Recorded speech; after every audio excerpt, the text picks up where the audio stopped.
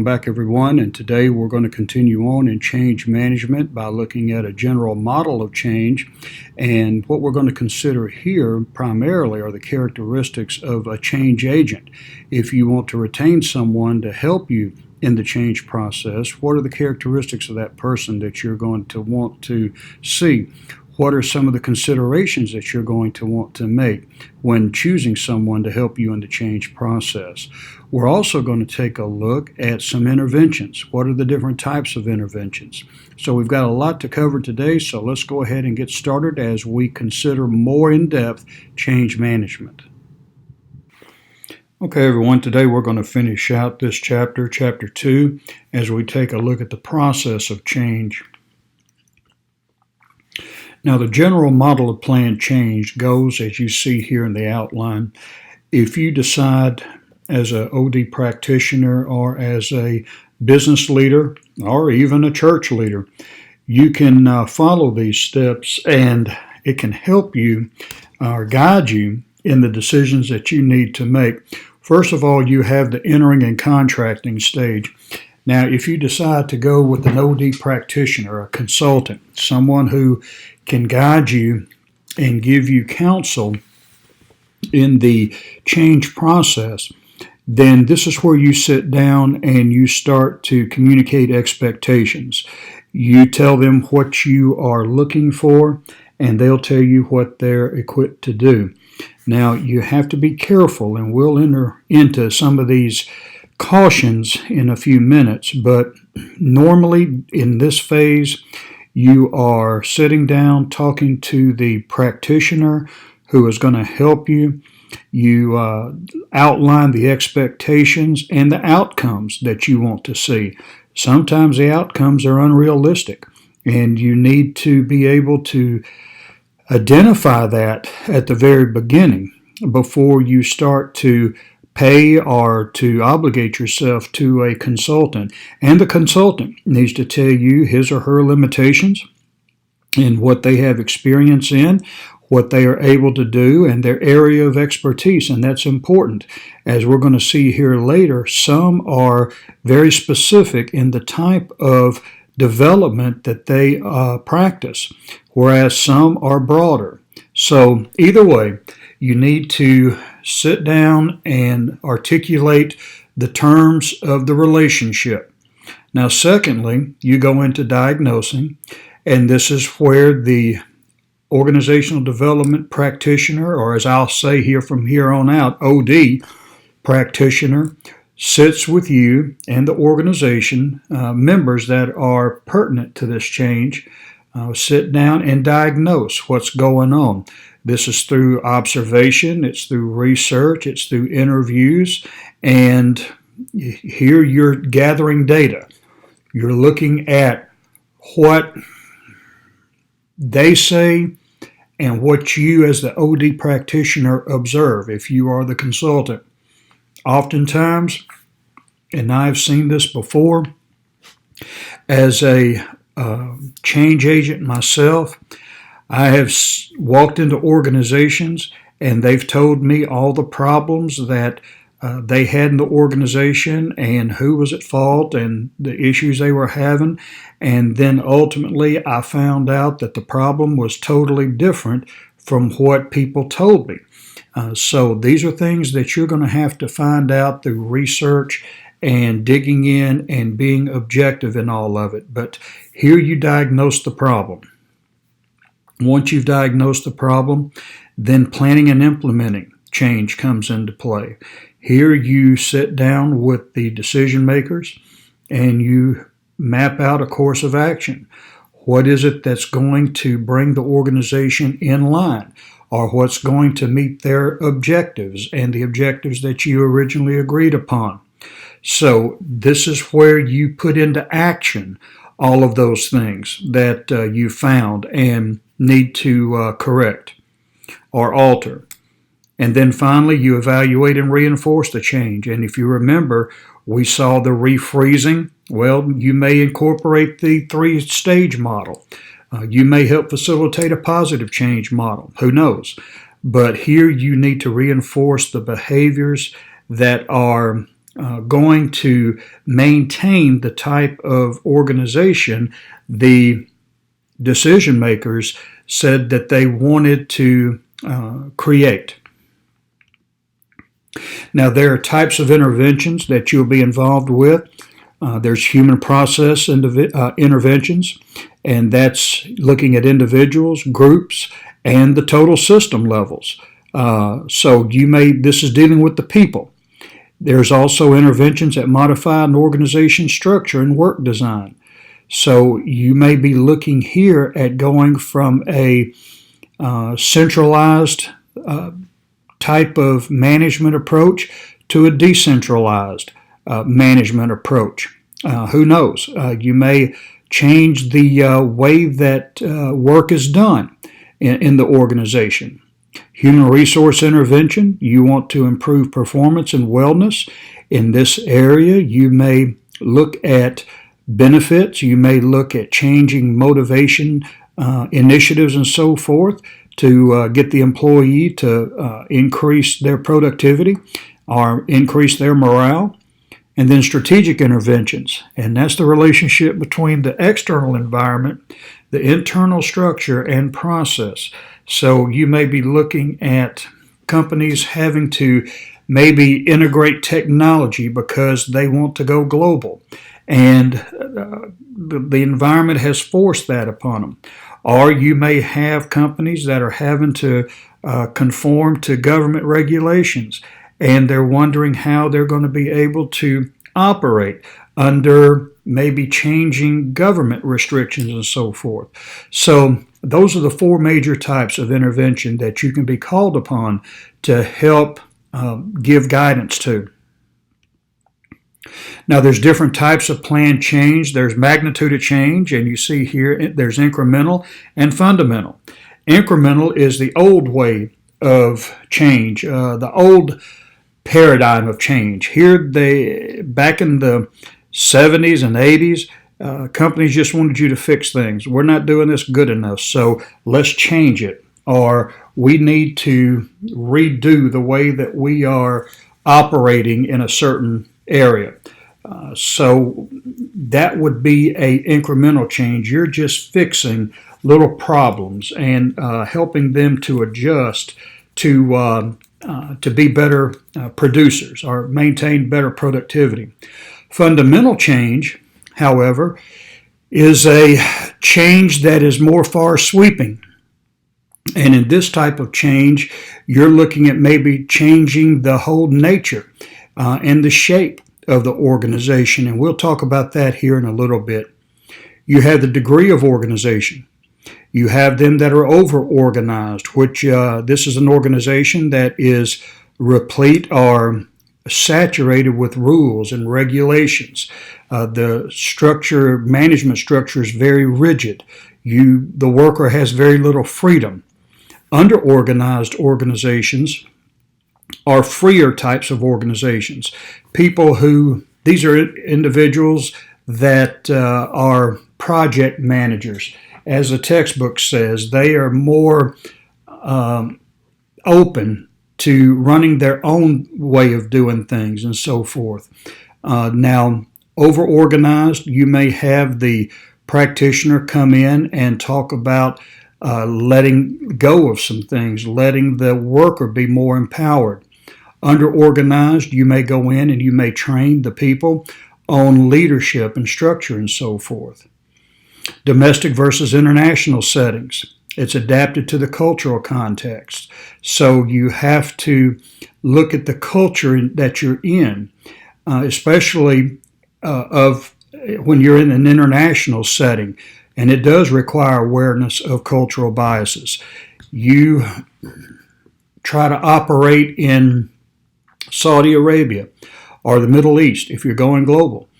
They don't like women being in management positions or in positions of authority. So you would have to know that culture. There are some cultures that help reinforce our values here in the West, which is a 5-day work week, 8-hour a day. Granted, some of us work more, but some cultures respect that and follow that.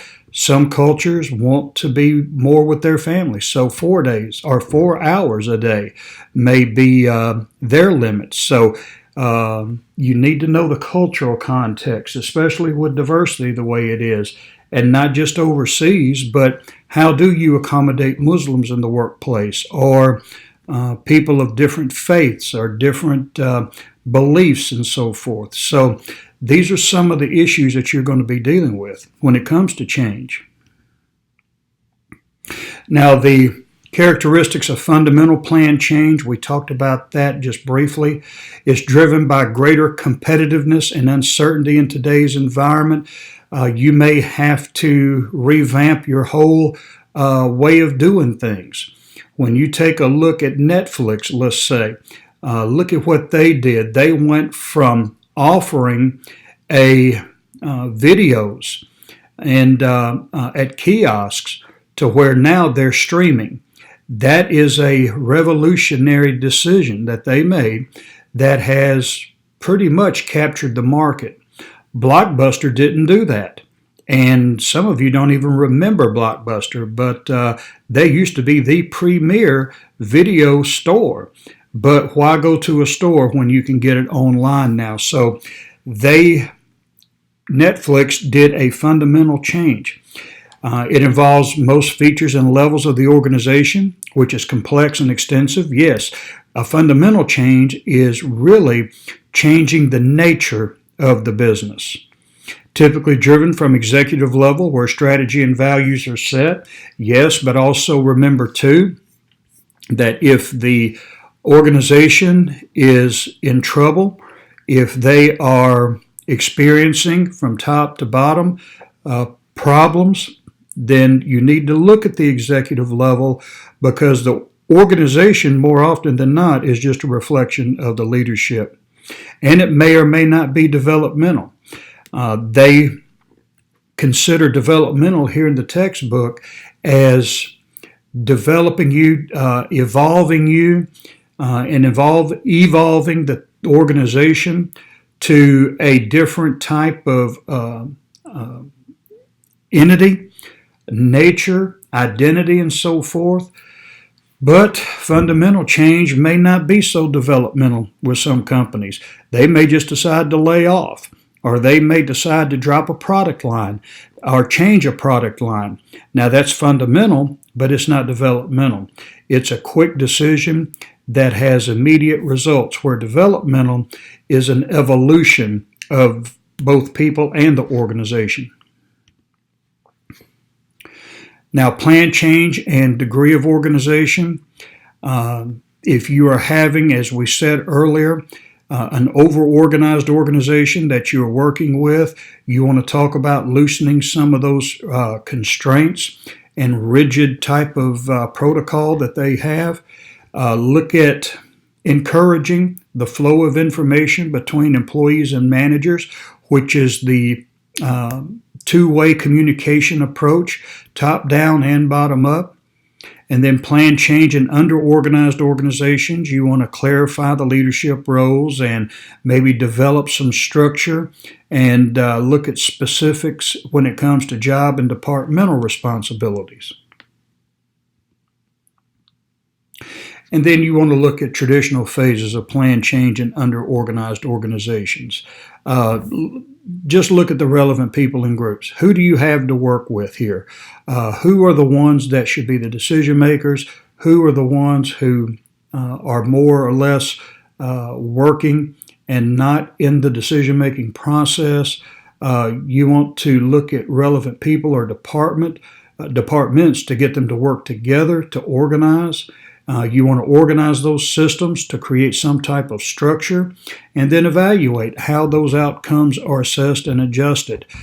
So this is not really anything difficult, but it does require some research. It requires you getting in there, getting to know the people and how they interact, and how to apply the best system for that particular culture. Now, culture comes into play here, folks, because what you may think is detrimental or dysfunctional, they may thrive on that. It's like some families. You see them arguing all the time.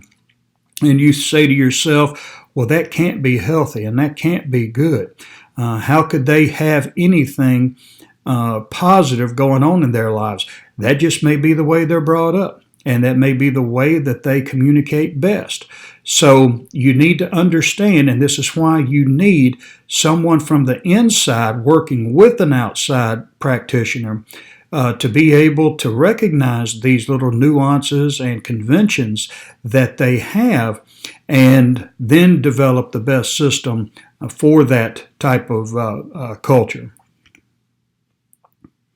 Now, some of the critiques that you're going to have when it comes to change. First of all, change is not linear. When you look at the conceptualization of planned change, many steps in the past have gone in a linear fashion. A, B, C, D, E, and then the outcome will be F. Today, that may not be the case. You may have multiple types of approaches, and change can be chaotic at times. And you may not see A, B, C, D, E fall into place right after the other. So you have to have some flexibility in this. And a lot of times organizations just don't like to deal with that. They want to know that if I do A, B is next, C is next, D is next, and so on. Change is not rational. You don't have maybe the outcomes that you're looking for, or maybe the processes that you're using don't seem to fit normal convention. The processes may seem chaotic. The outcomes may seem chaotic. So many organizations thrive on things being orderly, being rational. If we do this, then I should be able to expect that to happen. And that doesn't necessarily happen with planned change. And then you have the relationship between change and performance is unclear. You know, a lot of times you will have an outcome, but you're really not sure if it's changed a whole lot, the organization, or if the outcome is really there. So these are some things that you have as far as the conceptualization of planned change. You know, you may not know really if change has taken place. So that's one thing, practice of planned change. You have limited consulting skills and focus. Now, in the beginning, you remember me telling you that some of these practitioners are limited in their scope. It's like a medical doctor. You have specialists today. You have ear, nose, and throat. You have cardiologists. You have oncologists. And they don't cross over the line. They focus on their little realm. Well, that's the same way as a lot of OD practitioners. You may have some that are well-versed in diversity training, and they may approach your problem. You may have a process problem, and they're wanting to talk about diversity. And that's all they want to focus on. So they can be limited. That's why in the contracting phase, you need to get their scope of experience and what they specialize in. Quick fixes versus development approaches. This is what we mainly want in business, a quick fix. We still have that habit as in the old ways of doing things, looking at, okay, let's just fix this problem, let's change it. Development approaches are more time consuming. It requires a greater investment. And a lot of times organizations just don't want to invest in that. They are in the business to make money, and while they're doing this, they're losing money, or they're not operating at peak efficiency. So they're wanting the quickest answer to fix their problem as they can get. So there's critiques in that. Many of them don't have 3 or 4 years in their mind to be able to develop people, to produce a learning culture or a learning organization. So those are going to be some of the pushbacks that you see with people in dealing with OD practitioners, and that you're going to find if you become one. Well, today we considered the change process model and some of the experiences and qualifications of a change agent who's going to come in and help you. We also took a look at intervention and some other areas of importance when it comes to making changes within an organization.